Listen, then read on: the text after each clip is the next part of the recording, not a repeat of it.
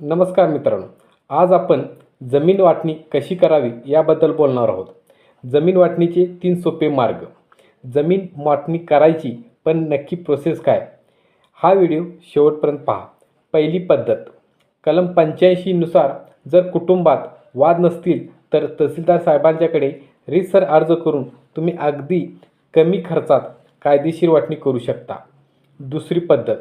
Register वाटणीपत्र. दुय्यम निबंधक कार्यालयात जाऊन मुद्रांक शुल्क भरून तुम्ही पक्की नोंदणी करू शकता.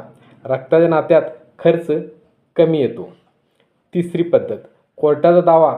जर वारसदार तयार नसतील तर मात्र दिवाणी न्यायालयात फायनीचा दावा करावा लागतो.